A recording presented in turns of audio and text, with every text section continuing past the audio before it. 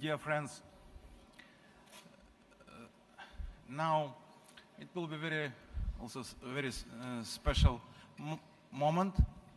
We want to establish one more, let's say, new tradition for our conference. You know that President Shimon Peres was one of the closest friends of our conference and of Ukraine. He attended as a president of Israel our conference 3 times, and even when he left office, he was our guest of honor in 2015. And when he died, I personally received from you so many condolences. I received, because we all understand how close he was for us. And we decided that it will be very important for Ukraine and for our conference to establish this new tradition, to have Peres Peace Panel, because his legacy and his commitment to make peace is absolutely incredible. Once he told me, you know, Victor, you need, not me, but leader, somebody needs much more courage to make peace than to make war. It's very wise idea and wise understanding. Just 3 days ago, I visited for a few hours. I visited Israel. It was commemoration of, let's say, 1 year without Peres. It was a great moment, and Henry Kissinger spoke about him, and I know that Prime Minister Blair spoke next day, but I already left because we started our conference. But we have great honor that our first speaker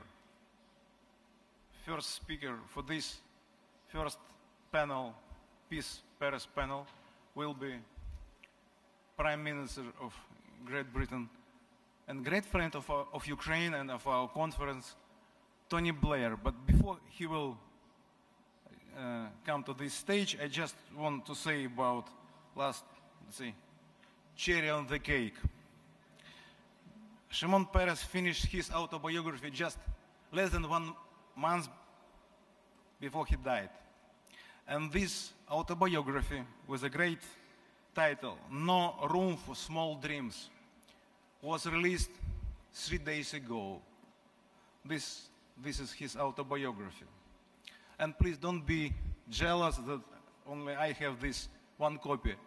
In the end of this panel, everybody will have a chance to take one book, because we brought these 300 books from Israel, and everybody who wants to read this autobiography, my advice, please read. This is very interesting book. I just started to read. It's very interesting.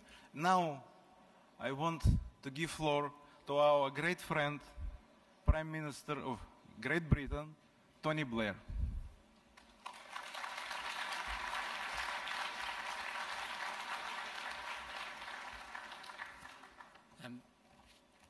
Thank you so much, Victor. It's an enormous pleasure to be here, enormous honor to give the first Peres Peace lecture. Thank you very much, Victor, for referring to me as the Prime Minister of Britain. I mean, the word former would have been more appropriate, but I'm not complaining.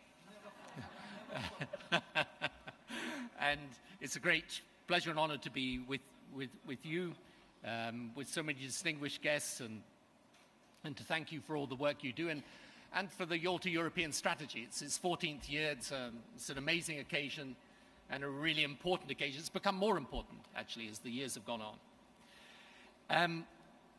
So for me to give a Shimon Peres lecture is also in a special pleasure. He was, of course, a great supporter of the Yalta European strategy. He came here 3 times. I'd just spoken, as Victor said, at his memorial in Israel. Now, I'm going to give an unashamed testimonial for his book, No Room for Small Dreams. I've had the opportunity to read it. It's really worth reading. And it's full of wisdom and insight. It's got some great stories in it. Shimon Peres, English wasn't his first language or his second language, indeed. He spoke not a word of English before he went to New York on behalf of Israel. And there's a great story in the book that the person who was communicating from America to Israel to try and establish close ties, he was sending cables to Israel and there was getting no response. And he was Teddy Kollek, who is the representative of Israel in America. So finally he comes to Israel and says to them, I demand you give me someone I can communicate with who will answer my cables. So the head of Haganah at the time called in Shimon Peres and he said to him, have you ever been to America? He said, no. He said, do you speak any English? He said, no. He said, you'll be the perfect choice for the Americans. And the other story was on, which only a former British Prime Minister can say really. Peres was extremely keen on an alliance with France for all sorts of military reasons. And Ben-Gurion used to say to him, why are you so obsessed with the French? And one day Ben-Gurion says to him, before we deal with the French, I want you to find out why they lost the war. So Peres said, I've made my researches. I can tell you the answer. He said, the enemy didn't cooperate. So you'll find this book is full of such interesting and good stories. And the thing about Shimon Peres was that, of course, for 3 decades, he was known as someone who was defending his country and known less for peace than for the conflicts he had to be engaged in. And then for the next 3 decades, he became, of course, known for the Oslo peace process and as the man of peace. And for him, there was no contradiction between these 2 parts of his career, because he understood that peace will only endure if it comes from strength and not from weakness. So I have, in the course of my time as Prime Minister, and most particularly through the Northern Ireland peace process, and then afterwards in the work that I have been doing for the last 10 years in relation to the Middle East peace process, I've studied conflict resolution around the world. And I think there are some 7 lessons I would identify from peacemaking. Many of these lessons with a strong consequence for how we look at the issue of Ukraine today. And the first lesson is this: you can only make peace with willing partners, with people for whom the negotiation is not a gambit to deceive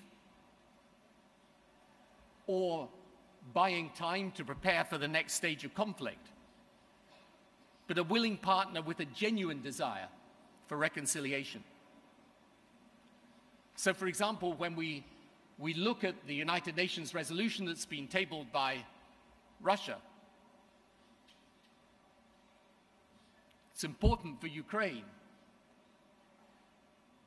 but it's important also that we understand, is this something coming from a willing partner for reconciliation, or is it just tactics? For peace to take root, that partnership has to be real. Sometimes, as indeed it did with Northern Ireland, it can come through exhaustion. After a long period of conflict, people finally decide they want peace. But the point is, the wanting of peace has got to be genuine, it's got to be real. Secondly, when that happens, peace means changing your relationship with that other side and changing the character of that relationship from enemy to partner in peacemaking. Now, this is easy to say. And Shimon Peres once said, "You make peace with your enemies and not your friends." But it's difficult to do. The legacy of any conflict is bitterness, distrust, lack of good faith, and often profound suffering. So, to be able to sit round a table and engage in peacemaking with those that you believe have caused this distrust and suffering is a hard thing to do. But when the opportunity for peace is there, only if you take it in the spirit of partnership is it likely to succeed. You can have too much naivety in peacemaking, but you can also have too much cynicism.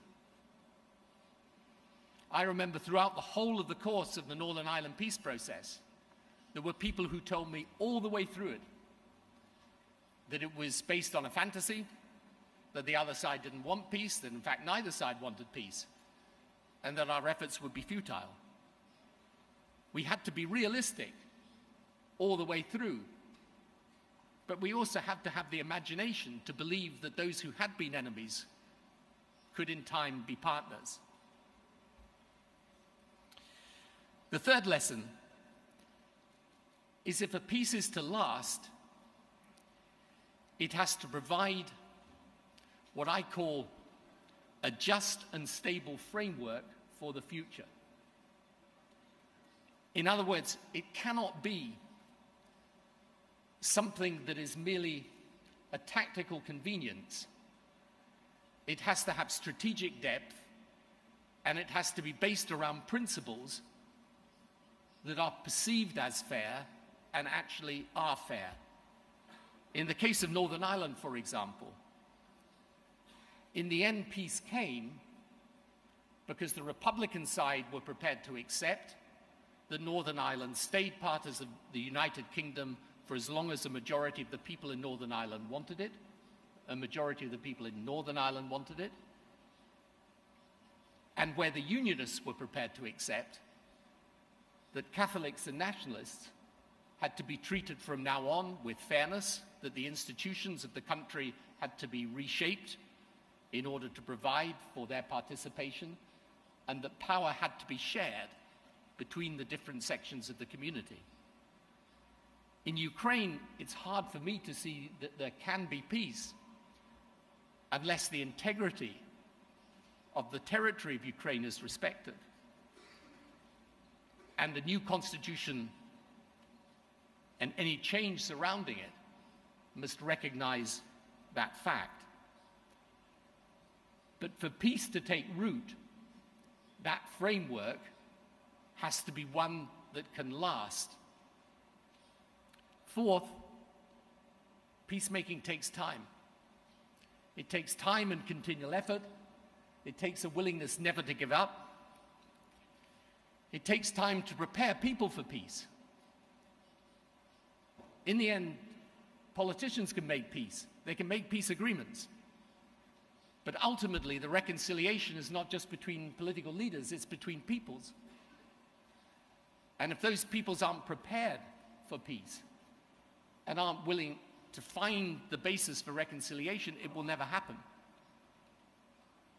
We concluded the Good Friday Agreement for Northern Ireland's peace process in 1998. It was only in 2007 it became a constitutional reality. Sometimes I think with the Middle East peace process, it's going to take an even longer time, and we're still far away even from approaching an agreement. But if by some miracle we get to the point of agreement, even after that agreement, it will take many years before the hostilities are a thing of the past and peace takes root. And fifth, peace only comes with leadership. Leaders have to lead. And here is always the problem in any situation of peacemaking. The leaders will have to say to their own constituencies, this is the time for peace. This is very hard to do. I always used to say when I was leading my own political party that the hardest thing for any leader is to say no to your own supporters, is to be prepared to stand up when they are wanting you to take the most radical positions or the most extreme positions, and to be prepared to say no. Saying yes is the easiest thing. Indeed, you know, one of the surprising things I think about modern politics today is that the way I look at it often, especially in the world of social media that's transforming politics, is when you see the wave of emotion that social media now creates at such speed and with such force. The question for political leaders is this: when they see the wave, do they get out the surfboard and surf it? Or are they prepared in certain circumstances to stay stood in one place and let the wave break over them? Very few leaders are prepared to do that. But you will never make peace without being prepared to stand up and to have the criticism and the charge of betrayal made against you, because it will happen. So leadership is important. Sixth, external support is important. I cannot see a possibility of peace here in Ukraine and for Ukraine to resolve the issues in the East without external support from America, from Europe, and an attitude from Russia that is prepared to want peace and prepared to do what is necessary to create it. In virtually any set of circumstances, the conflict will require external actors to be supportive and not undermining of any peace effort.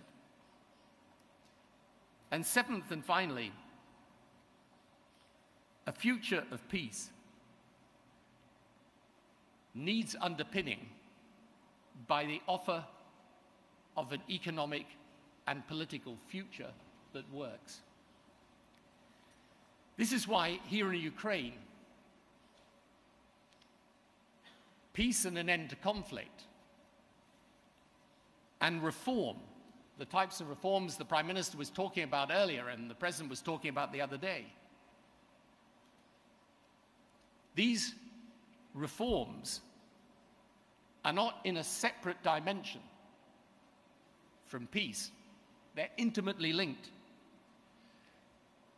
Peace is easier for people to grasp when there is an economic and a political vision that they can aspire to. Peace takes root more profoundly when alongside any political settlement is the prospect of economic hope for the future. This is particularly important in Ukraine, but I could go through any peace agreement in the world today and tell you that without the economy functioning and the economic change necessary to underpin that peace, it will never be sustained. So reform and change here in Ukraine is the necessary complement to a peace process, not either a substitute for it or separated from it. And for Ukraine, part of that future is the orientation towards Europe. Now, here is an irony, isn't it? It's the former British Prime Minister of a country about to do Brexit, saying to the people of Ukraine, "You're quite right, Europe is indeed the future." But I'm going to say it nonetheless. And I say it with some passion, and I even, if you'll forgive me, through it say something to my own people, which is, isn't it strange that at the moment where we, for whatever reason, have decided that Europe is a path to nowhere for Britain, so many other people in situations of difficulty look to Europe as the beacon of hope and a path to progress, which of course it is for all its problems. And this Yalta European strategy was coined, of course, in order that we could debate and discuss the perspective of Ukraine towards Europe.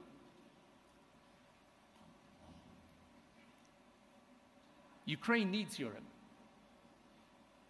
but I also think Europe needs Ukraine and the perspective that comes with that. Ukraine should never become the forgotten corner of the European landscape. And there's a broader lesson for us here. Especially in these times, some basic principles of liberal democracy need active reassertion. Because these principles are intrinsic to our way of life, to what we believe, and what we should be prepared to defend. The people of Ukraine should have the right to determine their own future, to decide which are the alliances and partnerships which they wish. And that determination should be made freely. That freedom cannot be bartered away by any external party for reasons of expedience. Acceptance in a sovereign nation of a so-called frozen conflict within its territory is acceptance of the degradation of its integrity. In this regard, there should be no light between the position of the United States and the position of Europe. And the proposal from Russia for UN peacekeepers to play a role should be examined with an open mind, but with open eyes also. Yes, in these times, when politics is under strain in the West, in America and in Europe, we should remember why the transatlantic alliance between America and Europe is in place and what it stands for. This alliance is not an alliance for the purposes of aggression. And it is not only an alliance of interests. It is at its core an alliance of values. It is a fundamental belief in freedom. Freedom to choose your government, to speak your mind, to worship your God in the way you desire, to report the truth, to be tried in a fair and impartial court of law, and to fear the failure of your own efforts to succeed in your ambitions, but never to fear that some arbitrary human agency can force that failure upon you because of who you are, what you think, or what you believe. This is the fundamental principle that underpins our societies and underpins the European ideal. If the people of Ukraine want this freedom, it's their right to claim it, and it's our duty to help them do so. So we work for peaceful resolution to the conflict, and we urge it. But we do so in accordance with these principles, and not in defiance of them. So this is a very appropriate time to reflect upon peace, to reflect upon the values that can sustain it, and to reflect upon a great man, Shimon Peres. Shimon knew what it was to struggle for a nation's destiny. He knew what it was to face seemingly insurmountable challenge. And he knew how hard it is to hope when the world around you seems hostile. But you know, the great thing about Shimon is that he lived long enough to see that hope triumph. And I know and believe the people of Ukraine will do too. So here, when we inaugurate this lecture series in his honor, we don't merely remember a great statesman and leader, but we remind ourselves of what he did in order to inform ourselves better as to what we should do. This is definitely a picture that Shimon would have loved, by the way. So this is the moment when, for this country, it can see challenges that seem insurmountable. It can reflect on hostility around it. But I would say to the people of Ukraine, do not give up. You have many friends, many admirers, and many people who will not just wish you well, but work hard to support you. And I count myself as among those people. So I hope that when we commemorate someone who was not from the European family of nations, except by origin, but who so passionately shared many of the best values of the European dream. I hope as we commemorate him, we use his memory as a stimulus to action, to defend the values we believe in, and to realize that there's no better place to do that, no better place to start, no better place to continue, and no better place to finish than here in Ukraine. Thank you.